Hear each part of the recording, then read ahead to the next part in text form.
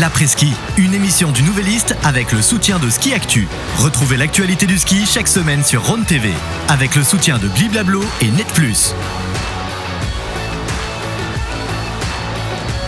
Ski Valais. Raiffeisen, sponsor de Swiss Ski depuis 2005.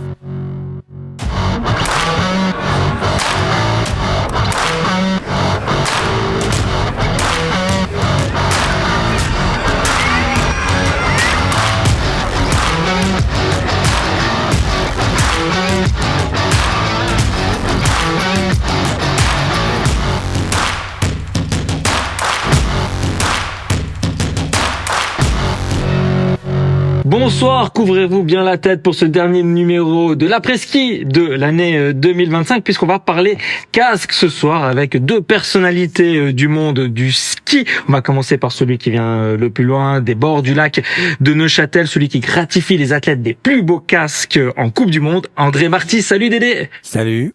Et avec toi, une personne qui t'est chère, avec qui tout a un peu débuté, hein, on peut le dire, le quadruple vainqueur de Coupe du Monde, celui qui a remporté le Lauberhorn. Salut William Bess. Salut. Comment ça va, messieurs? Ça va nickel, j'ai bien aimé le mot qui t'est cher, tu viens de cher, c'est bien. Messieurs, on va revenir évidemment sur cette folie des casques. Hein. Tu es connu pour designer ces magnifiques casques, c'est presque des œuvres d'art. Mais avant cela, on va parler des courses du week-end avec le débrief. Les filles étaient à Semmering pour un géant, pour un slalom, avec deuxième place pour Camille Rast qui se rapproche toujours plus de cette première place en géant, où elle n'a toujours pas gagné dans la discipline, et surtout en slalom, où elle cherche encore à battre Mikaela Shiffrin en Coupe du Monde. Elle avait déjà fait au championnat du monde. Wills, on est d'accord, Camille Rast, elle est rentrée vraiment dans une nouvelle dimension cette année. Vraiment, elle a atteint le top. Ouais, c'est vrai que ça, elle a encore fait un pas en avant. Là, elle est vraiment tout proche du sommet. Même qu'elle a tutoyé sur certaines parties. On a vu sur le dernier slalom, hein, comme un ski par rapport à Shiffrin, il y a des bouts, elle arrive à reprendre. Après, elle fait une petite erreur, et puis ce qui la redécale un petit peu. Pour finir, elle finit à 900e. Donc, c'est vraiment génial. Elle est vraiment à niveau. Et là, c'est beau pour la fin de saison parce que là, Mikaela, elle commence à avoir de la concurrence, elle commence à avoir de la pression. Et puis, ça va être vraiment intéressant, cette continuation de saison. Justement, Camille, qui est deuxième du général actuellement, Dédé, tu la vois aller rivaliser avec Mikaela Shiffrin, déjà pour le petit globe du slalom, là, il est cuit, il y a 5 victoires en 5 courses pour Mikaela, mais sur peut-être pas cette saison, mais les prochaines saisons pour le général, typiquement. Ouais, alors, tout à fait. Moi, je suis assez convaincu. Elle me surprend tout le temps. Moi qui regarde ça d'un côté moins sportif, mais derrière, dans les émotions, dans les sensations. Et puis, on sait qu'elle a été quand même assez bousculée ces dernières années. Et de l'avoir maintenant en première, tenir la première place, la première séance. Et puis, tu arrives en deuxième quand même avec une pression derrière assez énorme. Et tu la vois... Moi, je trouve ça, c'est un boulevard, c'est magnifique d'arriver à 9 centièmes. 9 centièmes, c'est quoi? C'est rien, quoi. C'est impressionnant. Non, elle m'impressionne. Comme on l'a dit, on se rapproche toujours plus de Mikaela Shiffrin. Les hommes, eux, étaient à Tarvisio. C'est la première fois que la station lombarde accueillait le circuit de Coupe du Monde. 2 Suisses sur le podium. Pas de Marco Dormat pour une fois. Deuxième Alex Simonet. Troisième Franjo van Almen. Dédé, même quand le grand patron, il se manque un peu, hein, il est quatrième, ça va, mais il y a toujours un Suisse qui est là pour sauver la baraque. Les hommes, ils ont une équipe... Enfin, les femmes aussi, mais malheureusement, les femmes sont terriblement touchées par les blessures, cette année en tout cas. Et il y avait un petit peu un creux derrière, tandis que chez les mecs, c'est incroyable. Le bassin qu'il y a derrière, quand il y a les sélections pour les championnats du monde, ou pour les Jeux Olympiques où il n'y en a que 4, ils ont vraiment un choix qui est incroyable, et puis tu vas faire des déçus. Et tous arrivent à un point qui est extraordinaire. Il y a les jeunes loups, ouais, ça on en parle, mais les chiens fous, Mais non, ils atteignent une maturité sportive qui est quand même assez incroyable. C'est vrai que ils se tirent les uns les autres. C'est fou, quoi. Oui, les Suisses ont été battus lors de ce Super G par Marco Schwarz, qui s'est gravement blessé il y a 2 ans. C'était seulement sa 4e ou 5e course de vitesse depuis son retour sur les skis. il est impressionnant, il est polyvalent, il arrive à être bon partout. Alors franchement, c'est un Autrichien. On sait toujours qu'il y a une certaine rivalité entre les Autrichiens et les Suisses, mais ça me fait plaisir. Ça me fait plaisir qu'un gars qui même l'année passée, pour revenir, il régatait, il avait de la peine, tu voyais que ça... Et là, cette année, il est là. Et ça fait vraiment, vraiment plaisir. Et puis là, tu as souligné pour les Suisses, il y a un truc incroyable. Ils ont un réservoir, c'est de la folie comme c'est reparti cette année. J'ai juste un petit truc que je veux profiter de mettre au clair. C'est Marco Odermatt, le slalom géant la semaine passée. Il finit 6e, meilleur Suisse. Et le soir, au sport, purée, j'entends déception chez les Suisses, Marco Odermatt, seulement 6e. Purée, j'aimerais bien aller voir l'équipe qui sont sur le plateau, aligner 3 jours de course et puis faire un 4e jour comme il fait là. C'est juste un truc de folie. Bien sûr, ça veut dire que pendant une semaine, il est au taquet. C'est le seul qui s'aligne après en géant, après 3 jours de super G, descente et super G, ou bien de descente et super G, pardon. Voilà. Et puis là, on arrive quand même à dire, ouais, il nous a déçus. Non, mais s'il vous plaît, c'est juste de la folie. C'est de la folie. Et tout ce qu'ils font, que ce soit les uns, les autres, c'est tous incroyable. Ils ont un tel niveau, c'est génial. Donc il faut quand même reconnaître quand même certaines choses et puis pas trop vite commencer à rapper ou bien à sticker, quoi. Parce que ça m'a un peu fait mal en tant qu'ex-athlète. On y reviendra évidemment sur les exploits des skieurs suisses lors de ce mois de janvier avec les classiques et derrière les Jeux Olympiques. Maintenant, on va parler d'un topic qui fait énormément débat, c'est les casques, la sécurité des casques. Après plusieurs accidents, il y a notamment eu plusieurs accidents mortels, notamment celui de Matteo Franzoso, l'Italien, en camp d'entraînement au Chili l'été dernier. Nombreux sont les athlètes qui dénoncent un outil de protection archaïque qui ne répond plus aux normes. Qu'en est-il réellement, Dédé? On a vraiment 10 ans de retard par rapport à ce qui se dit. Je dirais même plus que 10 ans de retard, 15 ans de retard en tout cas. Parce que des normes ont été discutées dans les années 2010-2013, qui est sortie une norme FIS 2013. Mais quand on voit l'évolution qu'il y a eu ces 10 dernières années, c'est honteux. C'est vraiment honteux. Les casques des skieurs, on a là le casque à Wills qui a 25 ans. Il y a 25 ans, c'est hier. Hein. Mais hier, il skiait encore sur de la neige, on est d'accord. Aujourd'hui, c'est plus de la neige, c'est de la glace. Et c'est de la vive glace. Quand tu tapes, c'est les chocs qui sont terribles. Et ils ont presque régressé dans les matières utilisées. Maintenant, on a des moyens qui sont considérables dans les matières. Et non, ils ont régressé dans la construction des casques, mais pas pour les mêmes intérêts. Avant, on cherchait à protéger l'athlète. C'était nouveau qu'un athlète, il y a 20 ans, il y avait des slaloms, c'était encore en bonnet. Hein. Voilà, exactement. Puis maintenant, ils commençaient avec des coques, mais les descendeurs avaient des mentonnières. Maintenant, tu oublies ces mentonnières. C'est clair, il y a l'aspect de la vitesse, il y a l'aspect de la buée qui pourrait gêner, mais il y avait des protections qui étaient quand même différentes, même qu'ils étaient dans la neige. Aujourd'hui, sur la glace, c'est totalement dépassé. On a vraiment lancé, en 2019, on a alerté par courrier tous les constructeurs et les fédérations de pays et la fédération internationale en disant attention, vos casques ne sont pas aux normes. Certains constructeurs nous ont écoutés et on a pu travailler. D'autres constructeurs nous ont vraiment pris pour des rigolos. Ouais, vous, le peintre du bout du village. Et puis, c'est clair, si moi je fais quelque chose tout seul de mon côté, ça aide pas. Parce que même que la plupart des constructeurs que j'ai rencontrés, quand moi j'ai commencé à faire les casques, la plupart, c'est un peu dérisoire ce que je vais dire, mais n'existaient même pas.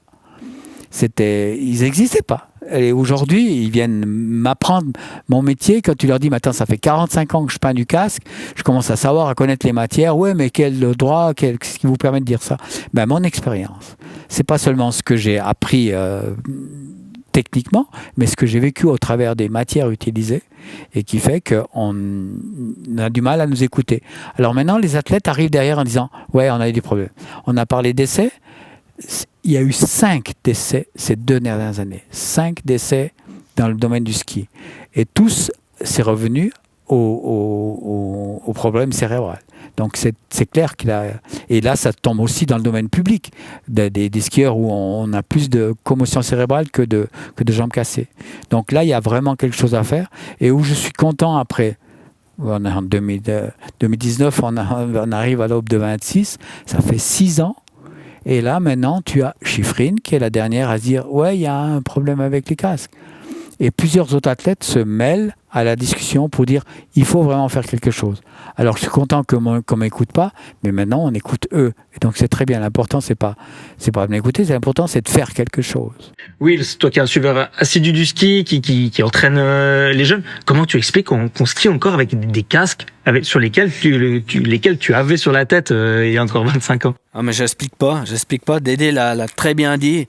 Et j'ai rien à rajouter, à part que ce serait peut-être le moment qu'en tous les cas que la FIS se bouge un peu pour ses normes. Et la FIS, pour dire en parenthèse, elle a un truc tout simple à faire pour diminuer un petit peu ses risques.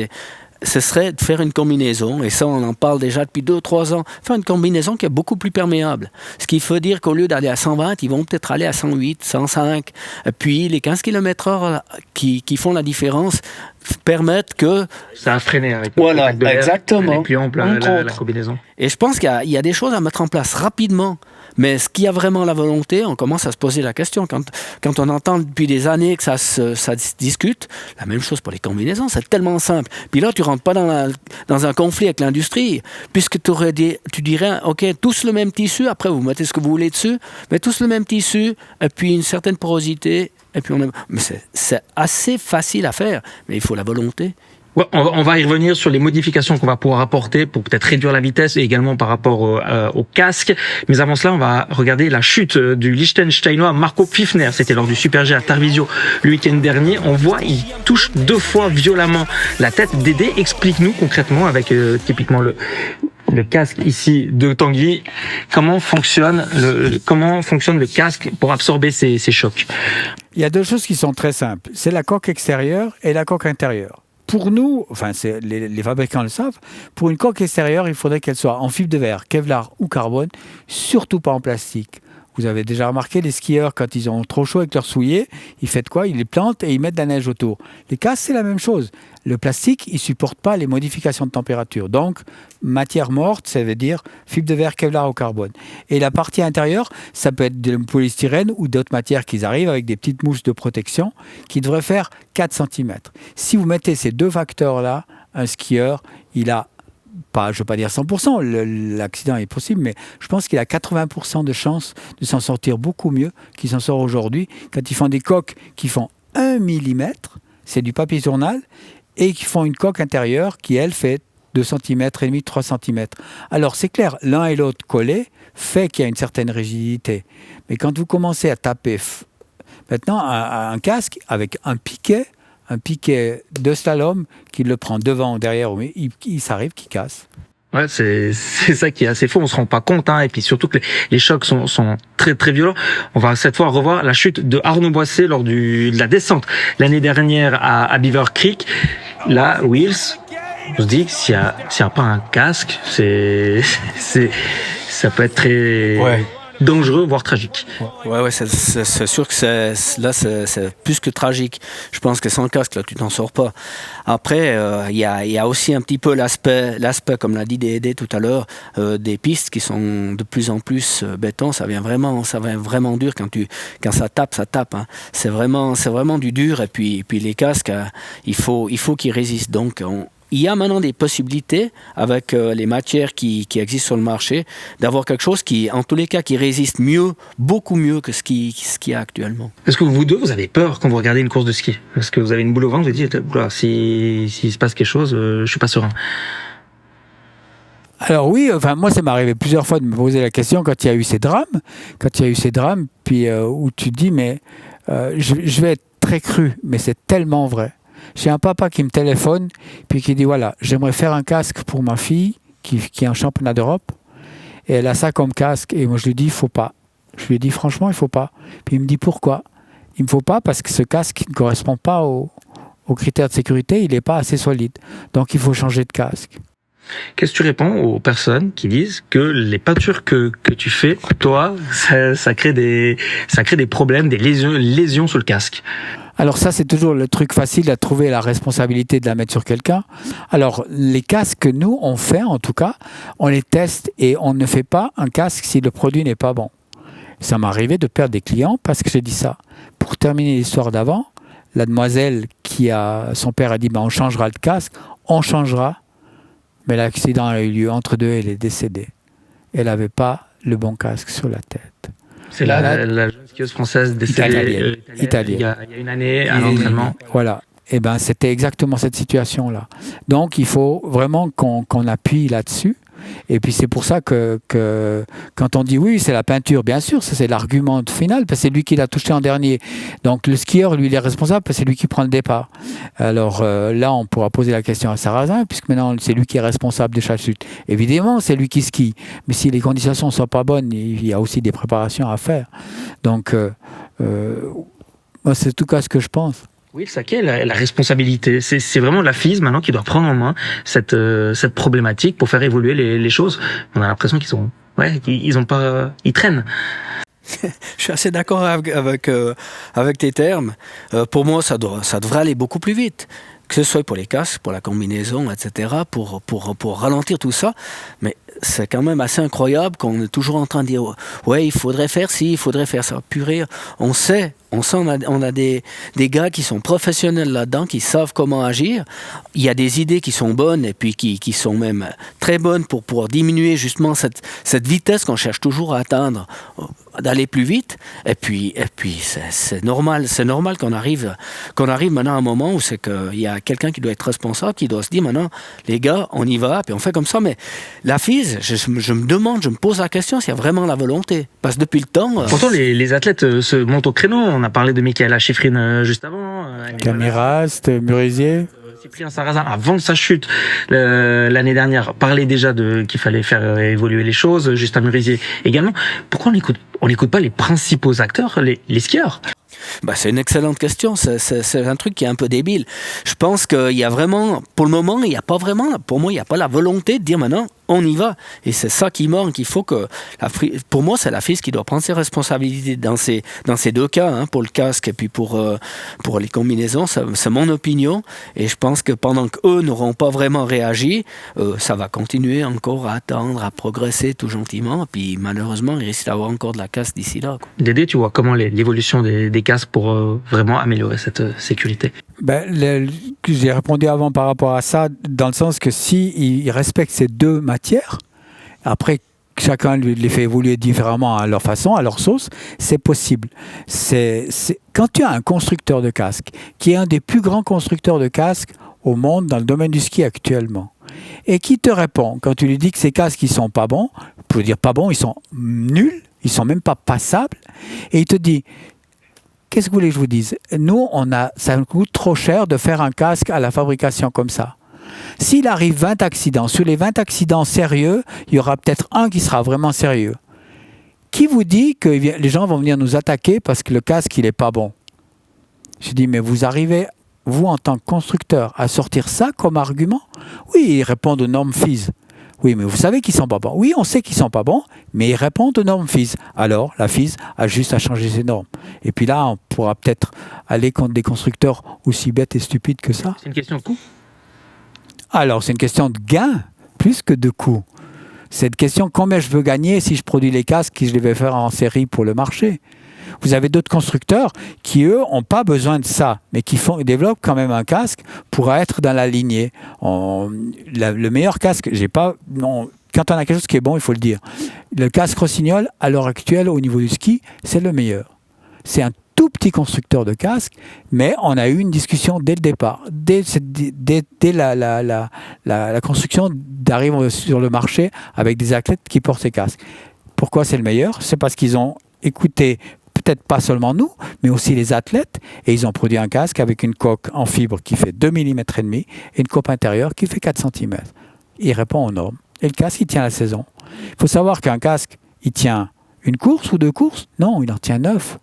Mais 9 fois, il va aller taper contre les piquets. Il va ramasser. Ça résiste pas au bout d'un moment. Il va se dégrader au fur et à mesure. C'est comme une balle de tennis au final. On change les balles. On doit changer. Exactement. À chaque fois qu'il y a un impact. Wills, toi qui es un amateur de sport mécanique, pourquoi on s'inspire pas de ce qui se fait en MotoGP, en Formule 1? Oui, on a l'impression qu'ils ont quand même un temps d'avance. Bah, c'est sûr que là, il y a vraiment beaucoup de recherches qui a été faite. Ils sont à la pointe. Ils sont vraiment à la pointe parce que il y a un marché, mais où il y a aussi surtout les pilotes qui, quand ils tombent, ils savent que ça fait vraiment mal. Donc là, je pense qu'il y en a qui ont pris leurs responsabilités, qui ont imposé certaines règles. Par contre, il y a juste peut-être une chose, et Dédé, je ne sais pas si tu seras d'accord, un casque de ski ou un casque de moto, c'est différent. Parce que sur la moto, tu es posé. T'as des forces qui agissent sur la tête, etc., qui exercent certaines pressions, mais t'es posé. Tandis qu'en ski, t'as quand même tout le corps, t'as quand même des pressions qui sont différentes. Donc le casque, il doit être quand même assez léger pour pas que le coureur, quand il a fait 1 minute de course, il est tellement mal, il puisse plus supporter qu'il n'arrive pas à... Et ça, c'est peut-être encore des détails à régler, mais je pense qu'ils sont au point. Je peux te répondre rapidement parce qu'un casque de moto, il fait 1,4 kg. Un casque de voiture, il fait 1,6 kg, 1,8 kg. Un casque de skieur, il fait 200 grammes. Alors, oui, l'athlète, il peut supporter... Sarrazin, son casque, il y a 4 ans, la coque toute seule, elle faisait 120 grammes. 120 grammes. Avec la lumière, je ne veux pas dire que tu peux lire le journal à travers, mais presque. Pour la coque extérieure. En perspective. On a discuté, on a rouspété. Quand il y a eu les Jeux, on a rouspété, on a dit c'est trop fin, il faut faire. Le casque, la saison d'après, il fait 160 grammes. Aujourd'hui, on lui livre ses casques, la coque toute seule fait 220 grammes. Elle a pris 100 grammes. Mais comme par hasard, je disais des bêtises. Mais là, tout d'un coup, il y a 100 grammes de plus. Si on va encore 50 à 70 grammes de plus, tu arrives à un casque qui fait 450 grammes. L'athlète, c'est pas un motard, c'est clair, mais il est protégé aussi bien qu'un motard parce qu'il a les mêmes produits. Ça n'a pas empêché d'avoir son grave accident. Ça n'a pas empêché, mais il manquait encore une surface. L'année passée, il faisait 80 grammes de moins que celui de cette année. On a parlé des casques des sportifs d'élite, mais on aimerait aussi savoir pour monsieur et madame tout le monde qui vont au magasin, est-ce que leur tête est bien protégée quand ils vont skier pendant les fêtes? Ça dirait, je pense qu'il y a je dirais le touriste lambda, le casque qu'il y a sur le marché, attention, il y a les casques à 20 francs, non, c'est de toute façon pas bon. Mais un casque à 200 francs, on tombe d'un casque usuel qui est déjà pas mal du tout pour le grand public. Le skieur qui le suit, lui, à faire pied, même si c'est non, le casque ne suffira pas. Il devra passer ce cap et il devra skier, lui, avec un casque qui soit aussi de la fibre de verre, du Kevlar ou du carbone. Et ça, c'est possible. Et c'est possible dans des prix qui sont raisonnables. Maintenant, qu'est-ce que c'est raisonnable? Mettre 350 francs pour un casque ou 400 francs et t'es sécure, ou de prendre un casque à 70 balles, puis ben voilà. Vous l'avez compris, c'est les soldes, foncez, il y a des très bons casques. Protégez-vous, c'est le principal. On va continuer de parler de ces casques, on va surtout parler de ton activité, de des œuvres d'art que tu as réalisées sur ces casques et surtout comment vous êtes connus tous les deux. On revient juste après la pub.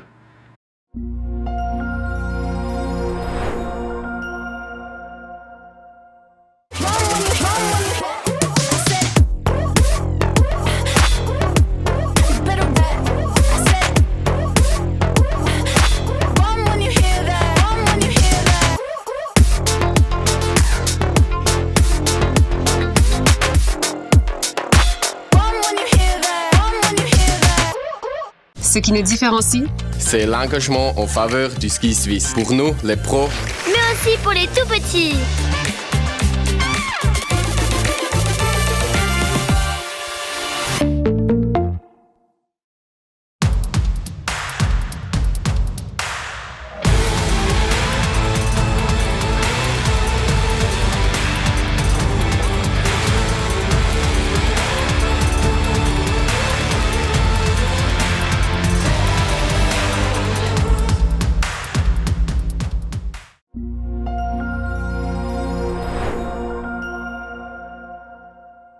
On est de retour sur le plateau de l'après-ski avec l'homme qui a dompté le Lauberhorn il y a 32 ans de cela et Dédé Marty qui lui avait fait son casque à l'époque. Et Dédé, ça fait 45 ans maintenant que tu designs ces magnifiques casques. Combien tu en as fait au total?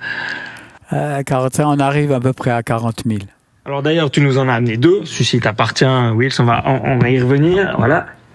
Ces 2 casques, tu peux les prendre et nous expliquer donc à qui ils sont. Alors, le dernier, il va le découvrir en même temps que nous, presque demain soir, c'est Tanguy Neff, c'est la nouvelle, je dirais, génération.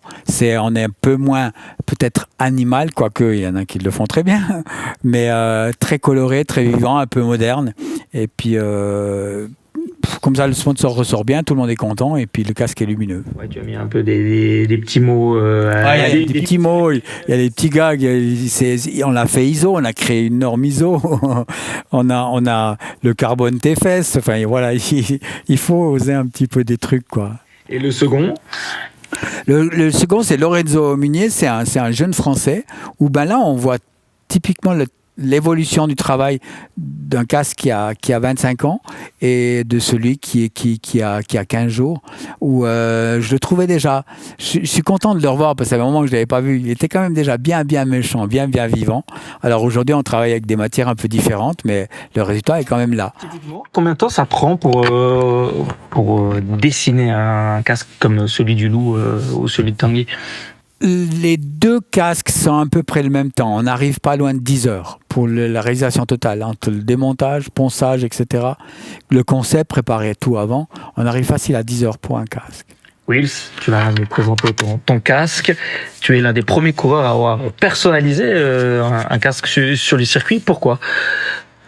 Alors pour moi c'est venu un petit peu du motocross. J'étais un fan de motocross, je suis toujours un petit peu, mais moi. Et puis en motocross, il y avait des designs qui étaient vraiment super sympas. Et puis j'ai 2 copains qui faisaient du trial. C'est eux qui m'ont fait connaître Dédé. On a fait un petit peu la première fête des champions ensemble. Et puis c'est là que c'est venu. J'avais cette envie d'avoir quelque chose de spécial sur le casque. Mais il faut dire qu'à ce moment-là, les sponsors, ils étaient réticents. Sur le premier casque que j'ai eu, j'avais mon sponsor avec des clés. Puis j'avais un tout petit papillon de côté. C'est la première fois qu'on a pu modifier le casque. Puis après, au fil des années, il y a quelques coureurs qui sont venus assez rapidement, Gigandet, Marère, etc. Et puis là, on a pu commencer à avoir quelque chose de sympa. Puis là, je pense que c'est vraiment un des premiers pour moi, où c'est que le sponsor m'a vraiment laissé la possibilité d'exprimer ce que j'avais l'envie, puisque Dédé a superbement réalisé. Le Loup, pourquoi ? Parce que c'est un animal quand même assez mythique. On sait que peut-être ici en Valais, c'est Paul l'animal. Ça dépend de quel côté. Mais c'est quand même un bel animal qui a quand même cette... On le voit sur beaucoup de reportages, la rage, etc. Puis moi, c'était un animal que j'aimais beaucoup. Et puis que Dédé a super représenté. Dédé, ce casque a un peu lancé ta carrière ? Alors clairement, ouais, c'est le casque avec William qui a lancé C'était le premier vrai où on a osé quelque chose. Et ce qui était fou et ce qui a été un déclencheur pour nous, pour l'entreprise énorme, c'est que cette collaboration qu'on avait les 2, par sa personnalité, parce qu'on a créé nous 2 déjà, c'était déjà énorme. Et pour moi, dans la pièce principale, il y a une image de William qui est au milieu parce que c'est lui qui a lancé tout ça. Mais il a été tellement loin que au début on n'ose pas, puis après on fait, puis après tout d'un coup tu as tous des casques qui sont neutres et tu as ce loup qui apparaît. Et tu as le sponsor qui le voit et puis qui dit « Bordel, Wills, il fait rien du tout ce week-end, mais il est en photo partout. Et mon athlète qui gagne, on le voit pas. Ouais, mais ton casque, il attire personne. Je veux savoir où il a fait ce casque, puis on fait un deuxième, puis on fait 3, puis tout d'un coup on s'est retrouvé avec une 50aine d'athlètes dans le monde du cirque, du cirque blanc, qui était énorme, et c'était vraiment le déclencheur. C'était aussi le début d'une belle histoire d'amitié entre vous 2. Ça a été une très forte, et puis ce qu'on conserve encore maintenant est dans notre combat de vie quelque part, où c'est pas seulement une histoire d'un peintre qui a fait, c'est une histoire d'amitié qui est devenue profonde, parce que quand tu dois commencer à réaliser le casque d'une personne, tu peux pas lui demander de t'ouvrir, parle-moi de ce que tu aimes, et puis toi à côté rester fermé comme une huître. Non, tu t'ouvres, puis là ça crée des amitiés qui sont vraiment profondes, quoi. Ouais, de mon côté, j'ai beaucoup appris avec Dédé, notamment au début, quand on a commencé notre collaboration. Moi, j'ai été assez touché par son histoire, j'ai été assez touché par ce que lui faisait. Et puis ça m'a quand même un petit peu fait réfléchir en disant, moi j'ai de la chance, je fais de mon hobby mon métier, je suis content, j'adore ça, j'ai vraiment beaucoup de chance. Puis il y en a d'autres qui ont moins de chance. Et c'est cette partie-là où Dédé m'a apporté quand même beaucoup, parce que j'ai vu que je me suis aperçu quand même qu'on était des privilégiés. Et je le suis encore maintenant. J'ai beaucoup de chance. J'ai eu la chance de traverser une période un petit peu difficile, mais avec beaucoup de chance, je m'en sors vraiment très bien. Et puis là, c'est vrai que tu apprends tous les jours, quoi. Dédé, comment tu procèdes? C'est les athlètes qui viennent vers toi avec un modèle, typiquement un loup, c'est toi qui leur proposes certaines choses? C'est comme on fait maintenant, on discute, on échange, on parle de tout, de rock'n'roll, de sexe, de n'importe quoi, mais principalement n'importe quoi et très peu de sport. Et puis c'est comme ça que tu découvres la personnalité. Et puis en créant ça, tu crées une image, puis d'un coup, c'est le caricatureur, il est capable de dessiner un truc. Je fais une caricature, mais pas la discussion. C'est principalement passer du temps. Et puis t'as la tête qui vient avec une idée, et puis tu peux... On part toujours dans cette idée, c'est faire quelque chose qui lui plaira à lui et qui correspondra à lui. C'est lui qui va concourir avec, et s'il faut lui faire quelque chose qui lui ressemble ou qui lui plaît. Parce qu'autrement, il va lancer son casque à l'arrivée, parce que... Non, là, au contraire, il les garde. Ou bien, une petite anecdote, tu fais Yanissa Kotselic, tu fais 100 casques, il en jette, à chaque arrivée, il en jette un dans le public, mais en fait, le sien, il ne l'a jamais jeté. Et l'année d'après, il revient, puis il dit, tu recommences. Et il fallait faire le même casque, le recouvrir, parce que le premier casque que je l'ai fait, elle avait gagné. Et puis, du coup, elle l'a gardé comme un fétiche, mais elle l'a gardé les 4 ans qu'elle a eu avec, elle a gardé ce vieux casque. Toi, Will, tu en as combien? J'en ai une bonne série, je pourrais pas dire juste le nom, mais une bonne dizaine en tous les cas. Ouais. Ils sont tous affichés à la maison comme celui-ci? Ouais, ils sont tous posés chez moi. Quand tu rentres chez moi, tu peux te poser la question, qu'est-ce que ça fait tous ces casques-là? Mais pour moi, c'est un petit clin d'œil au passé. Ceci, c'est une sorte de trophée également, parce qu'ils sont beaux, et comme tu dis, ça rappelle la carrière que tu as eue. Ouais, c'est des œuvres d'art. Moi, j'étais fier de pouvoir le porter, parce que des casques comme ça, maintenant, il y en a quand même pas mal sur le marché, si on peut dire, mais à ce moment-là, c'était vraiment quelque chose d'incroyable. Les gens, vraiment, ils étaient émerveillés par ce qui se faisait, puis ils le sont toujours, quand on voit la qualité des détails et tout, c'est de la folie. Et c'est toujours pour un athlète quelque chose de spécial, de pouvoir porter quelque chose qui ressort un petit peu, qui te rend un petit peu différent, puis qui montre aussi la qualité du travail, que ce soit de l'artiste ou bien toi, ce que tu as envie, ce que tu penses, ce que tu représentes. Et ça va dans ce sens-là. Surtout que c'est un échange. En 45 ans de carrière, tu as rencontré énormément d'athlètes. Quels sont ceux qui t'ont marqué? Le premier qui m'a marqué, c'est une histoire qui dure, qui me plaît. Il y en a plein, mais c'est pas seulement faire une peinture pour quelqu'un, c'est comment tu le fais, quand tu le fais, qu'est-ce qui t'arrive. On en a parlé la dernière fois qu'on s'est vu. Lui, il a traversé une période, moi j'en traverse encore une autre maintenant, où la maladie s'est mêlée à ça. Et je prendrais un autre cas, 2 autres casques où principalement ça a été compliqué. C'était les casques de Federica Brignone et de la Ragout, où je venais d'apprendre que j'étais touché par un sérieux cancer, et tu dois réaliser le casque et dire « Oh, mais t'as le temps ». Non, j'ai peut-être pas le temps que tu espères. Et je me trouvais vraiment dans cette configuration-là. Donc tu prends tes appareils, tes aérographes et tout, et tu es entre 2 chimios et tu te bats.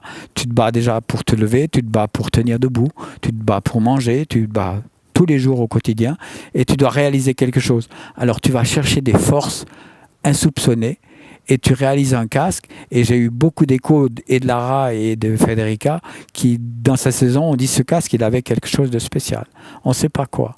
Et puis après, elles ont su, et puis du coup, c'est devenu pour elles une évidence. C'est que c'était pas simplement une peinture, c'est que le mec, il s'est donné une peine incroyable dans une situation douloureuse à faire quelque chose d'extraordinaire. Et du coup, le casque, il devient encore plus extraordinaire. Et heureusement, j'ai cette chance encore aujourd'hui, même que je suis encore pas très bien, de pouvoir exceller mon art là-dessus, sur ces casques-là, pour me faire du bien et en même temps faire du bien à l'athlète qui le porte. Arnaud, on a toujours fait quelque chose de très spécial avec ces casques roses. Cette année, avec les armoiries de Martigny, où tu as le lion rigolo qui se reflète dans le miroir du lion de Martigny. Enfin, c'est toutes des choses comme ça où c'est du sens. Tu ne cherches pas à gagner de l'argent, tu ne cherches pas à gagner du pognon. Tu cherches à te faire plaisir et à faire plaisir à quelqu'un. Et c'est ça qui crée l'amitié. Pour toi, tu parles ouvertement de ta maladie. C'est vrai que c'est un exutoire pour toi de pouvoir faire ces casques, de pouvoir combattre la maladie avec ça. Ça me maintient, je dirais carrément, ça me maintient. Parce que il y a une année, on parlait d'une période de palliatif. Et j'ai passé mon 2e Noël. C'est juste magnifique. Aujourd'hui, je sais que j'ai pris perpète avec ces chimios, mais voilà, je me fais avec.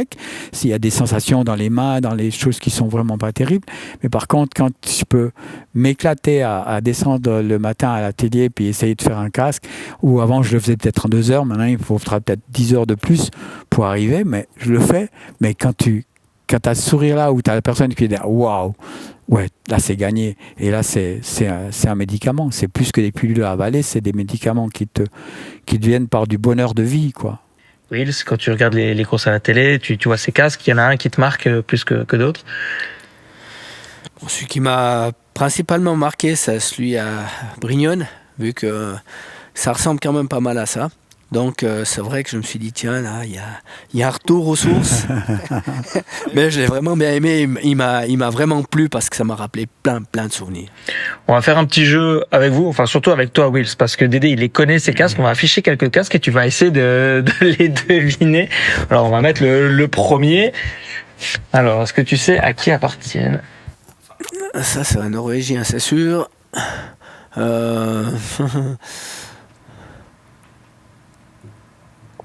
On commence compliqué. C'est compliqué? Non. Alors c'est un athlète quand même de pointe qui joue les podiums en Coupe du Monde. Ouais. Alors je dirais c'est. Attends, le nom m'échappe. Attends, ça va revenir. Ça va revenir. Attends, on peut refaire, mais comment ça? Il était dans le coup aussi. Ouais. Attends. Le 5G. Comment ça déjà? C'est pas vrai. Tu peux l'aider, Dédé? Timon. Voilà, Haugan. Timon Haugan. Ouais. Le second? Il est beau. Je peux te dire, il est beau. Mais je sais pas te dire à qui il est mal. On l'a pas vu beaucoup, celui-là. On l'a pas vu beaucoup. C'est un peu plus compliqué. Non. Je donne ma langue. Il y a les couleurs du pays. C'est les couleurs du pays. Bleu, jaune, rouge. Le Belge, Sam? Non. Andorre. Verdoux. Voilà, Johan Verdoux. Le prochain? Camille, hein? Camille, les mignons? Les mignons.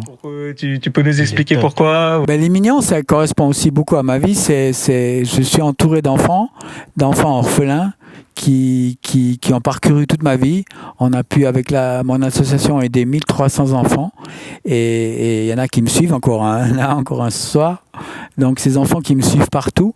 Et les mignons ont été souvent associés avec le fait que je me batte souvent en salopette et que j'aide ses enfants. Et Camille, chaque fois, elle venait avec cette histoire avec les enfants comme William qui sont parrains de cette association.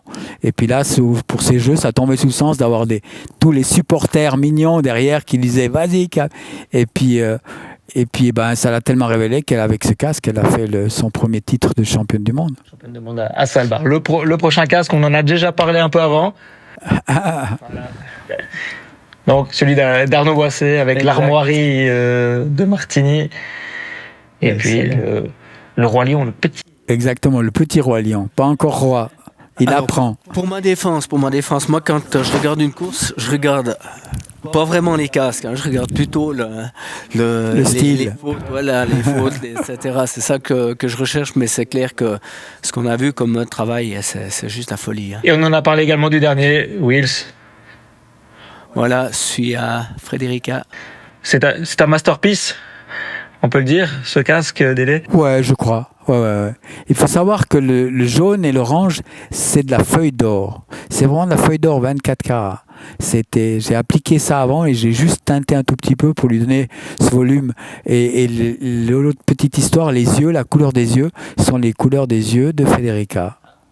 C'était la petite nuance des yeux verts magnifiques qu'elle a. On fait une petite publicité à Marty Design Paints, le compte Instagram, vous pouvez aller le suivre. Il y a énormément de casques, tous les casques produits dans ton atelier. Tu n'habilles pas seulement les skieurs, hein, tu fais du ski alpinisme, tout ce qui porte un casque, du hockey, du SailGP également. Ça te plaît cette diversité? C'est ça qui est adorable, c'est que dans multiples sports, voilà, ça c'était la course à Sydney. Et non, c'est le fait d'être c'est jamais bon de toujours faire les mêmes choses ou le même secteur. Parce que le jour où tu as un secteur qui va pas bien, c'est la catastrophe. Moi, j'ai toujours été ouvert à tout. Et puis que ce soit en bob ou en parapente ou en hockey.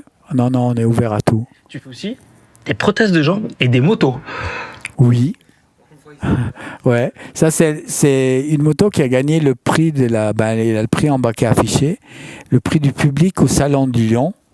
Et puis sa petite sœur, elle a fait le prix de la plus belle moto du monde, qui a eu plus d'1 million de vues en Chine, un truc assez fou. Wills, toi tu travailles également avec tes mains, on sait que tu es menuisier, tu travailles le bois. On voulait te montrer cette petite vidéo. Et qu'est-ce que tu penses du buste en bois de Marco Odermatt reçu à Val Gardena la semaine dernière? Ouais, il est exceptionnel, hein, c'est vraiment bien fait. Bon, Val Gardena, il faut dire, c'est des spécialistes. Hein.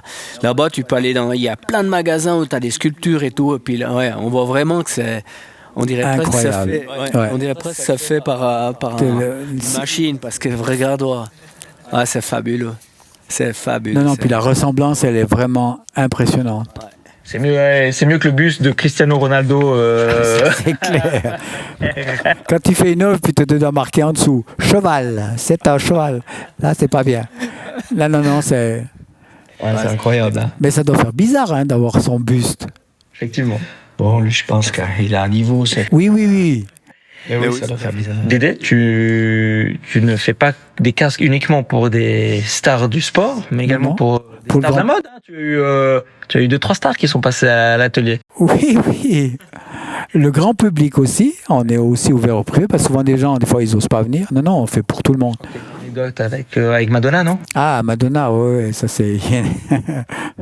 Madonna, c'est toute une histoire, parce que en fait, elle est venue à l'atelier, on savait qu'elle devait venir, mais on ne savait pas quand. Et puis elle a débarqué à l'atelier en incognito. Sauf que moi, l'atelier était quand même assez profond. Et ce que j'avais avant Yvonan, il faisait 20 mètres de longueur. Et elle était à contre-jour. Et puis elle vient pour faire son casque. Puis au moment où elle arrive, j'étais déjà avec un client. Puis j'ai dit, c'est gentil, mais il faut repasser dans 45 minutes, quoi. Puis, ah bon, d'accord. Elle parle très bien français, avec un accent italien plus qu'américain.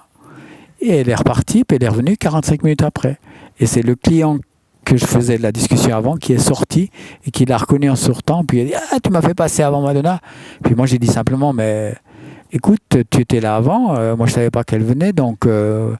Et c'est ce qui a été révélateur dans l'amitié qu'on a créée avec elle, c'est que je l'ai pas prise comme une star qui arrive et puis je lâche tous mes pinceaux et tous mes clients et tout pour aller la servir elle. Non, j'ai fini avec ce client, et je me suis occupé d'elle.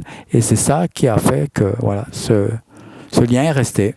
Ça résume ton personnage. Merci, messieurs, d'avoir participé à cette émission. On a parlé donc de ces magnifiques casques. On vous souhaite une toute belle année 2026. C'est la santé surtout. La santé surtout. La santé avant tout.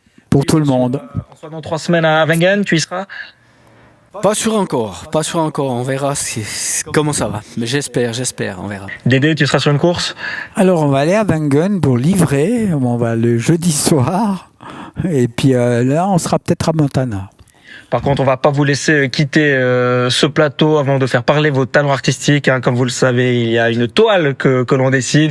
Vous allez pouvoir la dessiner durant le générique. N'oubliez pas de votre côté de participer au concours du Nouvelliste. Il y a des billets à remporter pour les courses d'Adelboden et de Crans-Montana. Notamment, il faut répondre à cette très difficile question. Quelle skieuse vient de dépasser la barre des 100 succès en Coupe du Monde? Lindsey Vonn, Michaela Schifrin ou Wendy Holdener? Dépêchez-vous, les cadeaux sont beaux. Et en attendant, on vous souhaite une très belle année 2026. On se retrouve donc l'année prochaine, mardi prochain, sur ce plateau pour le prochain numéro de l'après-ski. Ciao, fêtez bien. Salut.